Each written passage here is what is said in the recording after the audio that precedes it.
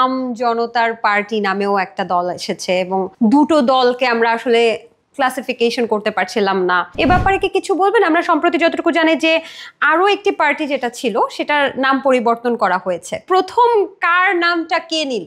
আমরা তাদের প্রায় বেশ আগেই আমাদের নামটা দিনে যাত্রা শুরু করি। তারা এরপরে ওটার আগে একটু আ লাগাই দিল, বাংলাদেশ আ লাগিয়ে দিয়ে দলটা নতুন করে বানায় নিল। তাদের নামটা কি ছিল? তাদের নামটা ছিল বাংলাদেশ আম জনতা পার্টি, এইভাবে ছিল। আমাদেরটা আম জনতার দল, এরকম। আম জনতা নামটা দুটার ক্ষেত্রেই কমন ছিল। তো আমরা ওদের সাথে অনেকবার বসলাম এবং ওই সময়টাতেই পিনাকি দাদা এবং ইলিয়াস ভাইয়ের হেল্প চেয়েছিলাম যে রফিকুল আমিনের সাথে তাদের ভালো সম্পর্ক, যেটা বুঝলাম। ডেস্টিনির প্রতিষ্ঠাতা পরিচালক রফিকুল আমিনের দল হচ্ছে এটা, তাই তো? আচ্ছা, তো ওদের ভালো সম্পর্ক। বেসিক্যালি রফিকুল আমিন সাহেব আমার নাম্বার নিয়েছিল পিনাকি দাদার কাছ থেকে। পিনাকি দাদা বলছিল উনি ওনাকে চেনে না। তারপরে যখন বললাম আমার নাম্বার নিচ্ছে আপনার কাছ থেকে, আপনি তাকে আমার নাম্বার দিয়েছেন, আপনি চেনেন না, এটা কেমন হলো না? তো ওইটাই আর কি।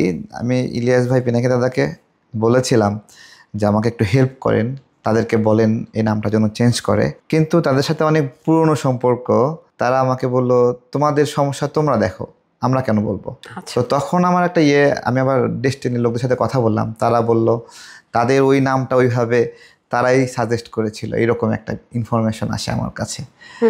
তো আমি তাদেরকে, তারা বলতে আপনি কি সাংবাদিক ইলিয়াস হোসেনের পিনাকি দাদার কথা বলছি। পিনাকি দাদা এই সাজেস্ট করেছিল এই নামটা, আপনি তাই বলছেন? আচ্ছা, এরকম একটা তাদের পক্ষ থেকে একটা কথা আসে, তাদের গ্রুপে এটা নিয়ে লেখালেখি হয়। তো ওই যে বুঝতে পারলাম যে কেন রফিকুল আমিন সাহেব এই জায়গায় গো ধরে আছে, এই নামটা রাখতে হবে। বেসিক্যালি অন্য এক জায়গা থেকে সে ফোর্স পাচ্ছিল যে এটাই রাখতে হবে, আমাদের নামের মতো করে রাখতে হবে। কেন আপনাদের সাথে শত্রুতাটা কোথায়? শত্রুতা একটা জায়গায় আছে, কোথায় সেটা হলো আমরা আম জনতার দলকে পিনাকি দাদা অনুরোধ করেছিল সেনাবাহিনীর বিরুদ্ধে মিছিল করার জন্য। কেন?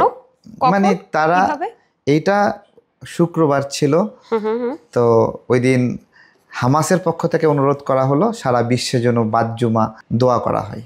তো আমরা ওই দোয়ার জন্যই প্ল্যান প্রোগ্রাম করে করেছি। তো ওই সময় ফেসবুকে একটা পোস্ট দেখলাম, পিনাকি দাদা পোস্ট করেছে, পিনাকি, ইলিয়াস ভাই এবং কনক সারোয়ার যৌথভাবে একটা প্রোগ্রাম দিছে ওই সেনাবাহিনীর বিরুদ্ধে এরকম। তো আমি বললাম যে এটা তো আমরা করতে পারবো না আসলে। তখন থেকে আমার উপর রাগ যে কেন তাদের কথা শুনলাম না। সেই রাগ থেকে আপনার নামের সাথে আরেকটা নামের সংমিশ্রণ ঘটানোর জন্য তারা কাজ করেছে, এটাই বলতে চাচ্ছেন বা দাবি করছেন? হ্যাঁ, আমি অনেক বিনয়ের সাথে বলছি, এতদিনের সম্পর্ক যোগাযোগ একটা, আপনাদের সব কথা কেন শুনবো আমি, তাই না? আমরা তো একটা দল, স্বতন্ত্র একটা দল, আমাদের নিজস্ব প্ল্যানিং আছে, কমিটি আছে। এটা হয় নাকি যে বিদেশে কেউ বসে বসে আমাদেরকে তাদের চাহিদা বাস্তবায়ন করাবে? এটা কি হওয়া উচিত? আর আমাদের তো একটা বুঝ আছে যে আমরা সেনাবাহিনীর বিরুদ্ধে কেন এই প্রোগ্রামটা করব, তাই না? আমাদেরকে তো মাঠে কাজ করতে হয়। সেনাবাহিনীর বিরুদ্ধে প্রোগ্রাম করে কেই বা কতটুকু টিকবে বা করা উচিত কিনা, সেনাবাহিনীকে এতটুকু অসম্মানিত করা আমাদের ঠিক কিনা, ওইটা বিবেচনা করেই আমি এটা রিফিউজ করে দিই। শুধু রিফিউজ করি না, ওইখানে মাঠে যারা আসছিল, পিনাকি দাদা 10-12 জনকে পাঠাইছিল, তো তাদেরকে নিয়ে আমরা ওই মার্চ ফর প্রোগ্রাম করি, ওইটা নিয়ে এসে খেপে গেছে আর কি। ঠিক আছে, মার্চ ফর বিপরীতে ছিলেন তিনি, মানে ওই দোয়ার প্রোগ্রামে যে ছিল, ওই দোয়ার প্রোগ্রামের সময়েই সে সেনাবাহিনীর বিরুদ্ধে প্রোগ্রামটা কল করেছিল। পরে লাইভের মধ্যে ইলিয়াস ভাইকে জিজ্ঞাসা করলাম যে আপনি কি এই যে আপনার নামে পোস্টার শেয়ার করলো সেনাবাহিনীর বিরুদ্ধে, হ্যাঁ, আপনার কি এতে সম্মতি আছে? তখন সে লাইভের মধ্যে বলছে যে না, আমি তো জানি না। তখন ওটা আবার পিনাকি দাদা দেখছে, দেখে বল আমার বিরুদ্ধে ইলিয়াসকে লেলাই দাও না, এইরকম করে বলতেছে। ঠিক আছে, আমি বললাম কই লেলাই দিলাম? কয় তুমি টকশোতে বলছো না যে হলো ইলিয়াস ভাইয়ের মতামত আছে কিনা এই যে বাইতুল মোকাররমে সেনাবাহিনীর বিরুদ্ধে প্রোগ্রামে। আমি বলছি হ্যাঁ, আমি তো জিজ্ঞাসা করছি, আপনি আমাকে বলছেন ইলিয়াস ভাই, কনক সারোয়ার আপনি মিলে দিচ্ছেন এই প্রোগ্রামে যাইতে হবে, এখন আমি জিজ্ঞাসা করবো না যে তার এতে সম্মতি আছে কিনা? এটাতে সে একটু রাগান্বিত হয় আর কি। ডেস্টিনির প্রতিষ্ঠাতা পরিচালক রফিকুল আমিন যে দলটি খুলেছিলেন আম জনতার দল, রফিকুল আমিনের দলের নাম আম জনতা, আম জনতার আগে একটা আ লাগিয়ে দিয়েছিল আর কি। সেই দলের নাম পরিবর্তন হয়েছে সম্প্রতি, সেই নামটা হচ্ছে এই মুহূর্তে আম জনগণের পার্টি বা এরকম একটা কিছু, আম জনগণের পার্টি।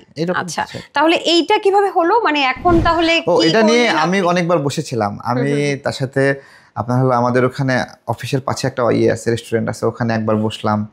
তারপরে হোটেল শেয়াটনে একবার তার কাছে আমি ওখানে এসেছিল, ওখানে গিয়ে দেখা করলাম, হ্যাঁ, তাদেরকে বুঝালাম যে যারা আপনাদেরকে নাম পরিবর্তন না করার জন্য পিছন থেকে ইন্ধন দিচ্ছে তাদের দ্বারা আপনি ব্যবহৃত হবেন কিনা। তারপরে উনি বুঝলেন? এটা বুঝেছে, যেভাবে হোক কনভিন্স করেছি তাকে, এবং সে এটা পরিবর্তন করলো পরে। আপনার কি মনে হয় যে একই রকম নাম বা একই রকম দলের নাম জনগণের কাছে বিভ্রান্তি সৃষ্টি করতে পারে বা ওটা তো আপনাদের আমাদের তো রাজনীতিতে কোনো সমস্যা প্রবলেম হতে পারে? করছিলই, সবাই ভাবছিল আমরা ডেস্টিনিতে যোগ দিলাম কিনা। আপনি ডেস্টিনি করেছিলেন যখন সময় ছিল ডেস্টিনির? ডেস্টিনির বিরুদ্ধে আমি 2010 সালে একটা প্রোগ্রাম করেছিলাম প্রেস ক্লাবে, এবং তখন ডেস্টিনির সদস্যরা আমার উপর হামলা করেছিল, ঠিক আছে।